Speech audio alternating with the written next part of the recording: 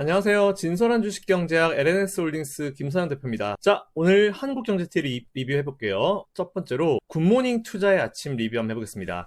자, 오늘 2020년 9월 21일 월요일 방송이었고요. 다시 한번 공지드리지만 굿모닝 투자의 아침 같은 경우는 제가 전화 연결을 하는 거예요. 그래서 다시 보기가 없습니다. 그래서 일단 이거 영상 보시고 여러분들이 내용을 하나하나 확인하셔야 되는 그런 부분이 있으니까 그거 좀 참고해 주시면 될 것 같습니다.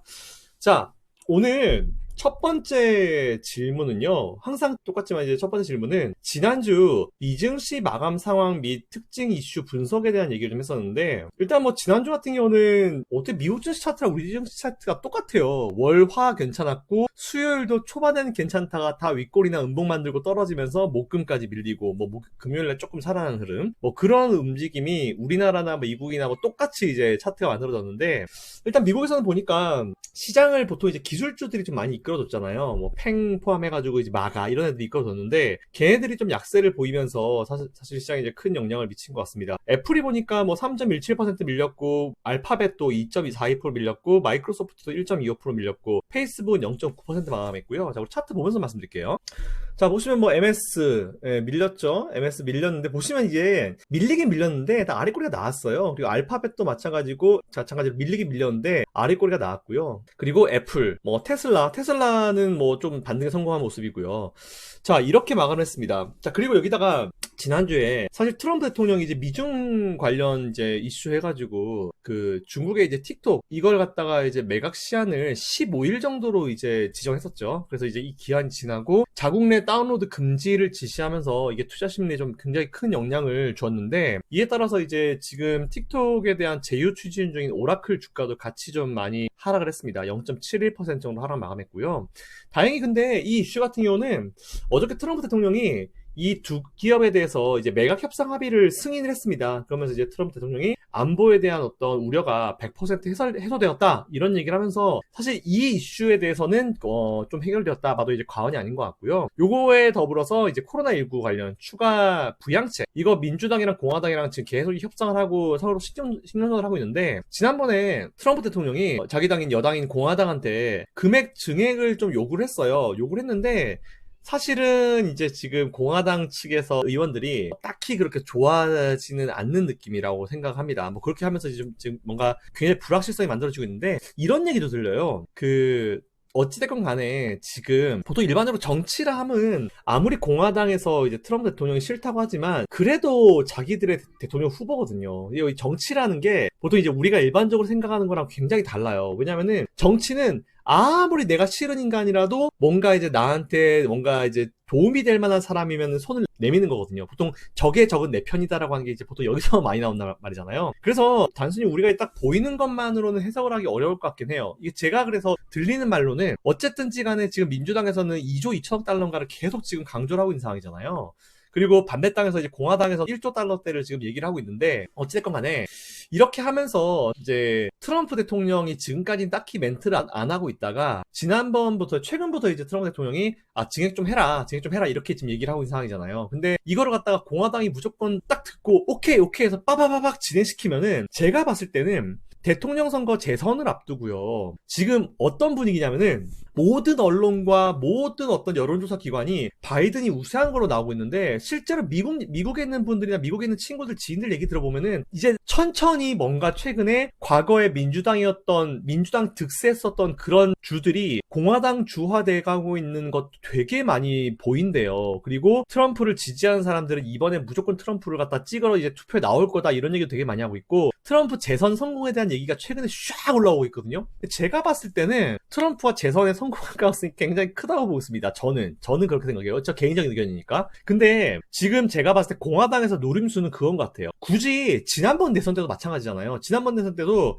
대선 있기 한 3, 4개월 전까지 그 힐러리랑 트럼프의 어떤 지지율을 비교했을 때 힐러리가 60%가 넘었고요. 트럼프는 30%였어요. 근데 결과로 봤을 때는 완전히 바뀌었잖아요. 이게 어떤 전략이라고 생각이 드냐면은, 실제 나오고 있는 말이기도 해요. 그러니까 지금 이제 계속 이제 바이든이 우세, 바이든이 우세 이런 식으로 하면은 민주당에서 뭔가 이제 긴장감을 좀 늦출 수가 있잖아요. 그죠? 근데 그런 와중에 트럼프는 이제 본인의 어떤 전략을 트럼프와 공화당은 밖으로 드러내지 않고 밖으로는 뭔가 오합지졸이고 대통령이 말한 거 듣지도 않고 막 이렇게 이게 이런 식으로 분위기를 끌고 가는 척 하면서 이제 대선에 상대방이 보기에는 쟤들이 무슨 생각 가지고 있는 건지 좀 뭔가 알아먹기 어렵게 연막작전의 어떤 일종이다라는 그런 얘기도 있어요, 사실은. 뭐 되게 많은 얘기도 있지만. 그래서 트럼프 대통령이 말을 안 듣는 척 하는 거죠. 왜냐면은 쟤네들은 뭐 그런 애들이니까 뭐 트럼프 말도 안 듣고 그걸 또 오히려 민주당 쪽에서 이제 비판을 하라고 이제 했으면 좋겠다 싶은데 또 그거에 대한 멘트는 별로 없어요. 아무튼 그거 중요한 게 아니고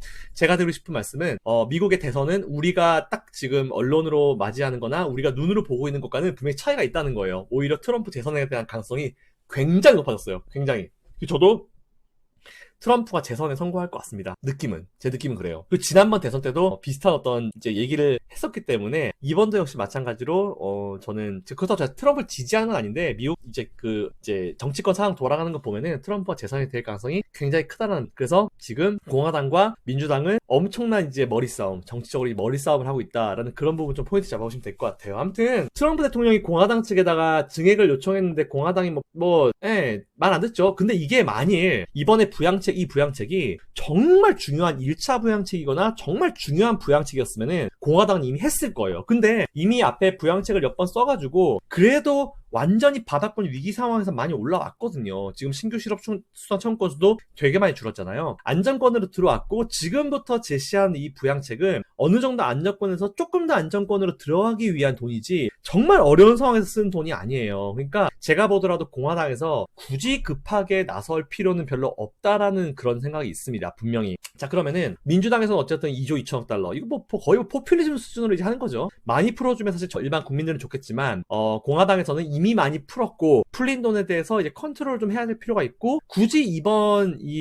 그 부양책을 빠르게 할 필요성에 대해서 크게 느끼지 않기 때문에 지금 뭔가 정치적인 계산에 의해서 지금 진행이 되고 있는 거예요. 그리고 민주당은 자기들이 할 수 있는 게 뭐가 있습니까? 계속 돈을 이제 풀면서 풀어라면서 이제 국민들한테 막 얘기해주고 뭐 바이든 관련해가지고 막 여러 가지 막 이제 미화를 만들어내고 이제 미담을 만들어내고 트럼프를 까고 이제 이런 걸 하는 거잖아요. 근데 일단 뭐 제가 봤을 땐 그래요. 네, 일단 지금 뭔가 굉장히 정치적인 수싸움이 벌어지고 있다라고 이제 여러분들이 좀 체크해 보시면 될 것 같습니다. 자, 그리고 지난주 미증시에서 제일 큰 이슈는 뭐니 해도 이제 FOMC 결과 발표였잖아요. 일단 기존의 2022년도까지 최저금리를 유지하겠다라고 했는데 2023년까지 저금리 기조를 늘리겠다라고 했습니다. 1년을 더 늘렸어요. 근데 일단 1년을 더 늘린다는 거는 시장에 굉장히 긍정적인 요소죠. 근데 문제가 뭐냐면은 이번에 보통 1년을 더 늘린다라고 하면은 바로 시장이 팍 반응을 해야 되는데 안 하죠. 이게 왜 그러냐면은 실망스럽다 평이 되게 많은데 왜 실망스럽냐면은 뭐 다양한 의견들이 있긴 있겠지만 제가 한마디로 요약을 해드리면 그거예요.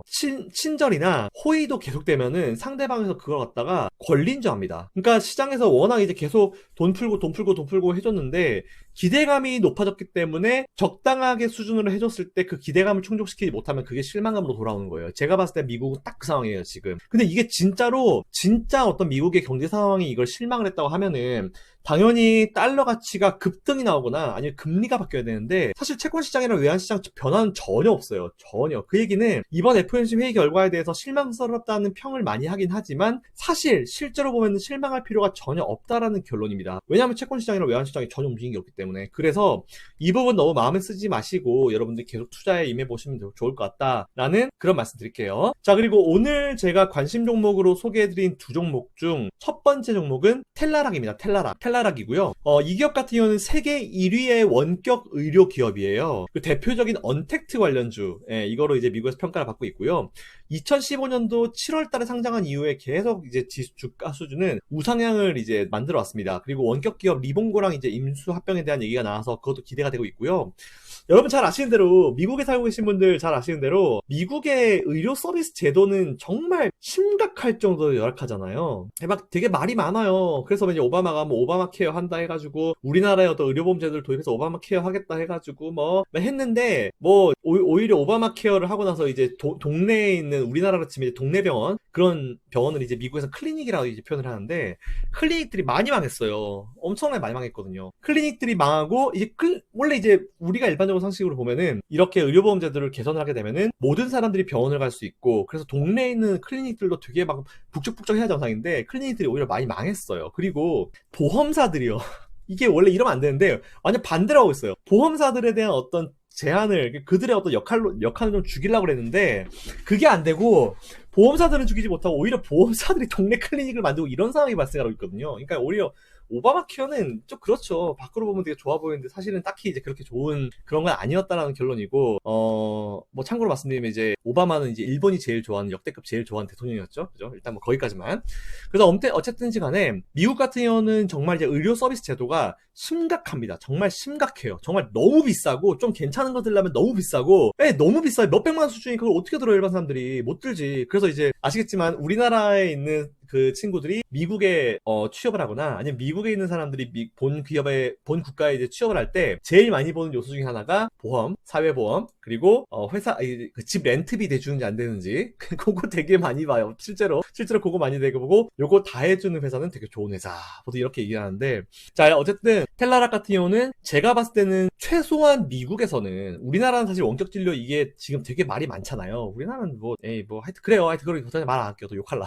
일단 그렇고, 최소한 미국에 내에서는 원격 진료는 거의 시대의 흐름이에요. 시대의 흐름이기 때문에 제가 봤을 때 텔라락 같은 기업들은 좀 중장기로 보시더라도 여러분들이 투자를 하실 만한 충분한 어떤 가치가 있는 기업이다라고 좀 생각을 하고 있습니다. 일단 첫 번째 종목 텔라락이고요. 티커는 TDOC예요. 티커란 말은 우리나라 말로 치면 종목 코드를 얘기하는 거예요. TDOC. 티커는 TDOC. 요거 부분 체크하시면 될 것 같고요. 두 번째로 제가 소개해드린 종목은 뭐냐면은 인베스코 솔라 ETF예요. 이게 뭐냐면은 인베스코가 이제 그 미국의 자산운용사예요. 자산운용사인데 그 자산운용사가 하고 있는 솔라 ETF. 딱 봤을 때 태양광 쪽이라는 게 보이시죠? 솔라니까. 자, 일반적으로 이제 제가 ETF 상품을 여러분께 많이 소개를 해드려요. 워렌 버핏도 옛날에 그런 말씀 하셨죠. 뭐 주식 샀다 팔았다 바에 차라리 지수 ETF에 투자하는 게 낫다. 이렇게 얘기를 했었잖아요. 자, 이 ETF 같은 경우는 미국 내에만 투자하는 게 아니고요. 미국의 비중이 60%로 물론 압도적이긴 하지만 뭐 홍콩이나 독일이나 노르웨이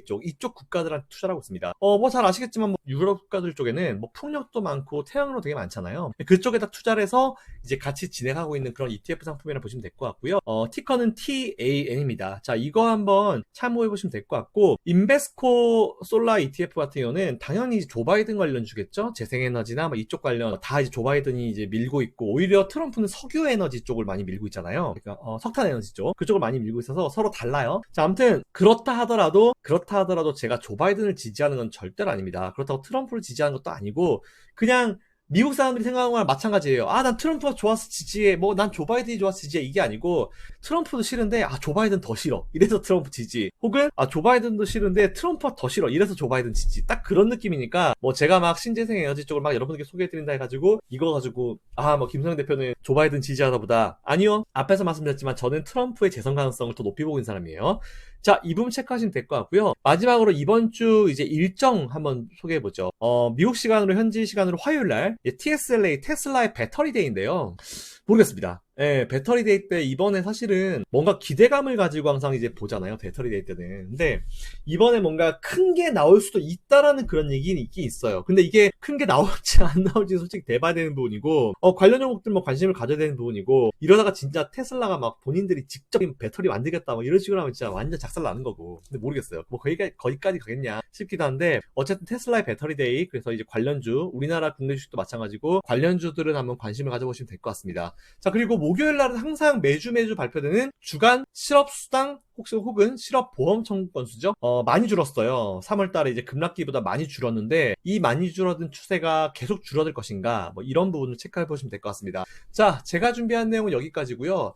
어쨌든 미국 주식 하시는 분들도 되게 좋은 게 많아요. 그리고 제가 미국 주식 관련해 가지고 영상을 하나 작업할 거예요. 우리나라 사람들이 이제 많이, 우리나라 이제 동학개미라고 그러는데 이제 서학개미라고 하죠. 서학개미. 서양 쪽에 갔다 이제 서학개미라고 그러는데, 서학개미들이 투자를 엄청나게 많이 하고 있어요. 그래서 제가 배당과 관련된 부분들. 사실 미국은 배당이 이제 분기 받아주는 게 있고, 두 달마다 주는 게 있고, 매달 주는 게 있는데, 세팅을 잘하면요, 매년 한 8% 이상 되는 기업들의 배당을 매달 받으실 수도 있어요. 물론 배당 수익에 대한 배당 소득세도 빼고 나오긴 하지만, 그런 부분들 한번 제가 해서 영상을 한번 만들어 드릴 수 있도록 하겠습니다. 어쨌든, 미국 주식 투자하시는 분들이건, 한국 주식 투자하시는 분들이건, 여전히 연준이 양적 완화를 종료하겠다는 시점까지는 계속 투자를 임해도 된다라는 의견 드리겠습니다. 자, 제가 준비한 내용은 여기까지입니다. 이 영상이 도움이 되시는 분들은요, 바로 위에 제가 이렇게 앉아있는 사진 있죠? 그거 클릭하시면은 구독 신청하실 수 있으세요. 구독 신청, 그리고 좋아요, 그리고 알림 설정까지 꼭 부탁드립니다. 자, 이상 진솔한 주식 경제학 LNS홀딩스 김선호 대표였습니다. 감사합니다.